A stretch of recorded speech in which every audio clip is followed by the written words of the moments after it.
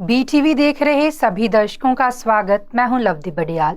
Bulletin की शुरुआत करते हैं हेडलाइंस के साथ। केरल के गवर्नर आरिफ मोहम्मद खान ने राज्य के मुख्यमंत्री पर नुकसान पहुंचाने के लगाए इल्जाम। मोहन यादव होंगे मध्य प्रदेश के नए मुख्यमंत्री, बुधवार को लेंगे पद और गोपनीयता की शपथ। तेलंगाना के मुख्यमंत्री रेवंत रेड्डी ने हाल ही में सस्पेंड किए गए पुलिस प्रमुख अंजनी कुमार को किया बहाल। जम्मू कश्मीर आरक्षण संशोधन और पुनर्गठन संशोधन 2023 बिल राज्यसभा में हुआ पास। अब खबरें विस्तार के साथ।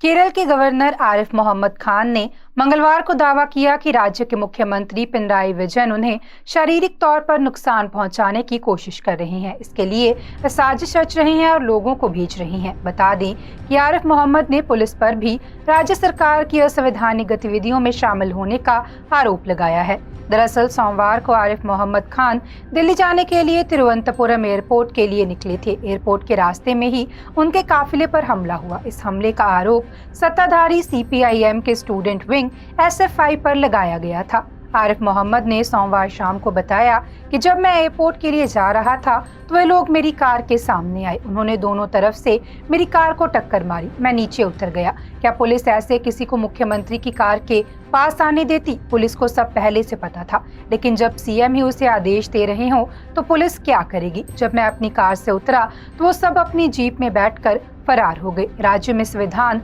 खत्म हो गया है। हम संविधान व्यवस्था का यूं ध्वस्त हो तो नहीं देख सकते। इसी हमले को लेकर गवर्नर ने कहा कि आज राजधानी की सड़कों पर गुंडों का राज हो गया है।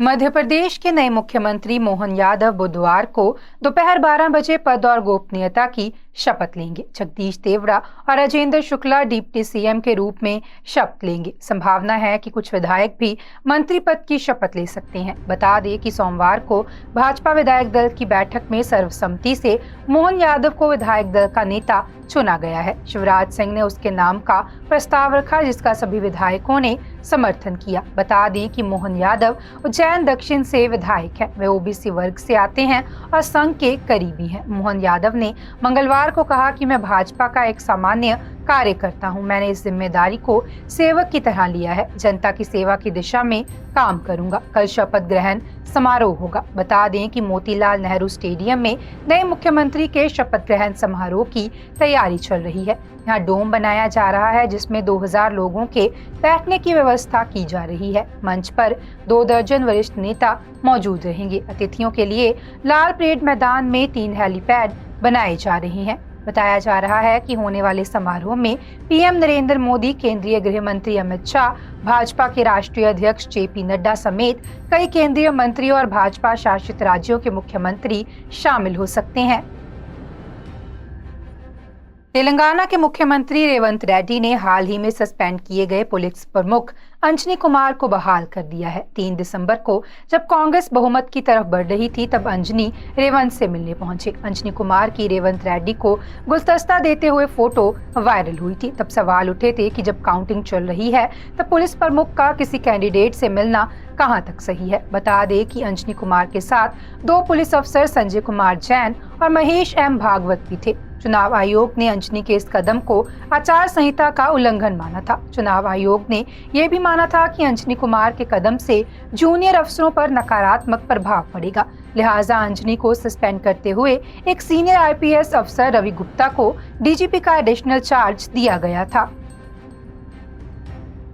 संसद के शीतकालीन सत्र के 7वें दिन आज लोकसभा और राज्यसभा की कार्यवाही सुबह 11 बजे से शुरू हुई। संसद में आज भी कांग्रेस सांसद धीरज साहू के घर छापों में मिले 354 करोड़, धारा 370 पर फैसला बरकरार रखने और पेरियार के विचारों के संसद में पहुंचने पर हंगामा हो सकता है। इससे पहले छठे दिन राज्यसभा की कार्यवाही हंगामेदार रही। गृह मंत्री ने जम्मू कश्मीर आरक्षण संशोधन और पुनर्गठन संशोधन 2023 बिल पेश किया। ये दोनों बिल राज्यसभा से पास हो चुके हैं। यानी अब जम्मू में 43, कश्मीर में 47 विधानसभा सीटें होंगी। सीटें बढ़कर 90 होंगी। वही 24 सीटें पीओके के लिए रिजर्व की गई हैं। संसद में कश्मीरी पंडितों के लिए 2 और पीओ के विस्थापितों की 1 सीट भी रिजर्व होगी। इसके खिलाफ डीएम के सांसद एम अब्दुल्ला ने पेरियार के देश बांटने वाले विचार बयान में शामिल किए। इस पर चेयरमैन जगदीप धनखड़ ने सख्ती दिखाते हुए कहा कि देश विरोधी बातों की संसद में जगह नहीं है।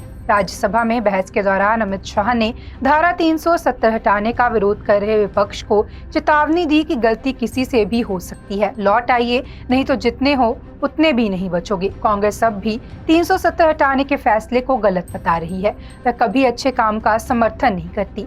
दरअसल पूरे दिन बिल पर बहस के दौरान विपक्ष सुप्रीम कोर्ट के फैसले को गलत ठहराता रहा। अमित शाह के जवाब के दौरान भी विपक्ष ने राज्यसभा से वॉकआउट कर लिया था। बता दें कि 4 दिसंबर से शुरू हुआ संसद का शीतकालीन सत्र 22 दिसंबर तक चलेगा। इस शीतकालीन सत्र में कुल 15 बैठकें होंगी, जिसके दौरान आईपीसी, सीआरपीसी और एविडेंस एक्ट के प्रावधानों में बदलावों पर भी चर्चा होनी है। झारखंड के मुख्यमंत्री हेमंत सोरेन को समन जारी कर ईडी ने आज पूछताछ के लिए बुलाया है। चर्चा तेज है कि सीएम आज भी ईडी दफ्तर पूछताछ में शामिल होने नहीं जाएंगे। मुख्यमंत्री आवास के सूत्रों की माने तो हेमंत सोरेन अपनी योजना, अपनी सरकार, अपने द्वार कार्यक्रम में व्यस्त हैं। इस कार्यक्रम के तहत वे आज दुमका और जामताड़ा के दौरे पर रह सकते हैं। यही वजह है कि सीएम हेमंत सोरेन की एक बार फिर ईडी के समक्ष पूछताछ के लिए शामिल न होने की चर्चा तेज है। सूत्रों के अनुसार अपनी व्यवस्था को लेकर हेमंत सोरेन ईडी दफ्तर एक चिट्ठी भेज सकते हैं। इस चिट्ठी में पूछताछ में शामिल न होने की वजह सरकारी कार्यों में व्यवस्था हो सकती है। गौरतलब है कि ये छठी बार है जब मुख्यमंत्री हेमंत सोरेन को 12 दिसंबर को पूछताछ के लिए बुलाया गया है। बता दें कि जमीन घोटाले में ईडी लगातार हेमंत सोरेन को समन जारी कर पूछताछ के लिए बुला रही है, लेकिन हेमंत सोरेन ईडी के समन के खिलाफ हाईकोर्ट पहुंचे थे। सुप्रीम कोर्ट के निर्देश के बाद हाईकोर्ट में याचिका दायर की गई थी। बता दें कि मुख्यमंत्री हेमंत सोरेन की तरफ से दायर क्रिमिनल रिट याचिका को हाईकोर्ट ने ये कहते हुए खारिज कर दिया था कि ये सुनने लायक नहीं है। मामले की सुनवाई हाईकोर्ट के चीफ जस्टिस संजय कुमार मिश्र और जस्टिस अनंत सेन की बेंच में हुई, जहां ईडी के वकील ने बहस करते हुए कहा था कि समन को चुनौती देना सही नहीं है।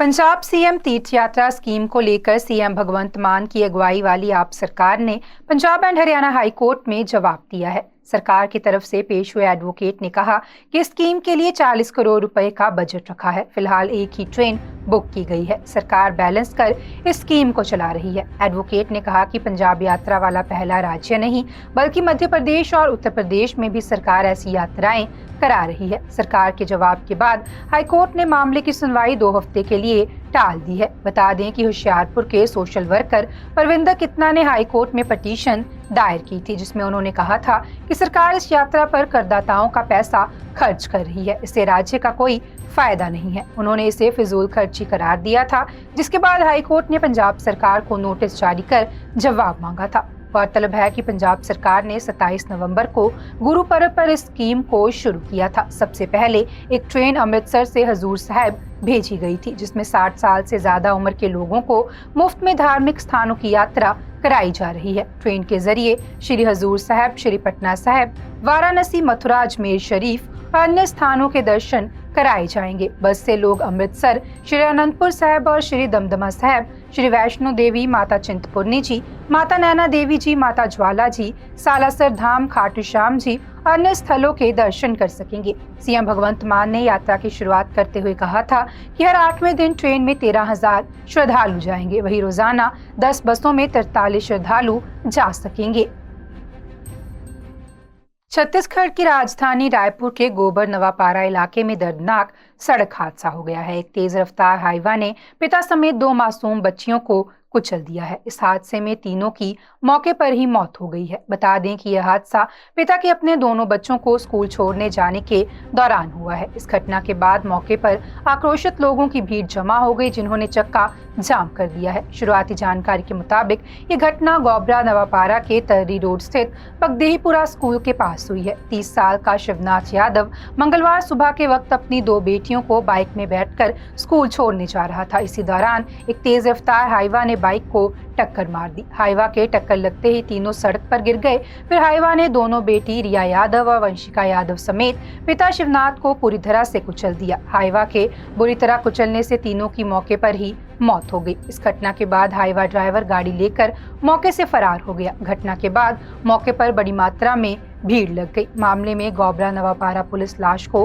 पोस्टमार्टम के लिए भेजकर आगे की कार्रवाई कर रही है। इस दर्दनाक हादसे से वहां मौजूद लोगों में भारी आक्रोश है। उन्होंने राजिम रायपुर मुख्य मार्ग पर चक्का जाम कर दिया है। पुलिस प्रशासन लगातार उन्हें समझाने की कोशिश कर रहा है, पर लोगों का कहना है कि तेज रफ्तार गाड़ियों पर लगाम लगाने के लिए प्रशासन कोई व्यवस्था नहीं कर रहा है। साल 2023 कुछ ही दिनों में खत्म हो रहा है। हर साल की तरह इस साल भी गूगल ने पूरे साल में सबसे ज्यादा सर्च किए गए टॉपिक की लिस्ट जारी की है। बता दें कि देश में 2023 में चंद्रयान 3 को सबसे ज्यादा सर्च किया गया है। गूगल ट्रेंड्स के मुताबिक 20 अगस्त 2023 से 26 अगस्त 2023 तक चंद्रयान 3 को सबसे ज्यादा सर्च किया गया। ये वही समय था जब चंद्रयान 3 ने चांद पर सफल लैंडिंग की थी। चंद्रयान 3 के बाद न्यूज इवेंट्स में कर्नाटक इलेक्शन रिजल्ट को सबसे ज्यादा सर्च किया गया। ये रिजल्ट 13 मई 2023 को आए थे। इसके बाद इजराइल का मुद्दा और एक्टर सतीश कौशिक की मौत के बारे में जानने में लोगों ने दिलचस्पी दिखाई है। साथ ही बजट 2023, तुर्की में भूकंप, अतीक अहमद हत्याकांड, मणिपुर हिंसा और ओडिशा ट्रेन एक्सीडेंट साल के टॉप 10 सर्च टॉपिक में रहा। आज के बुलेटिन में फिलहाल इतना ही। आप देखते रहें BTV, be positive, be yourself.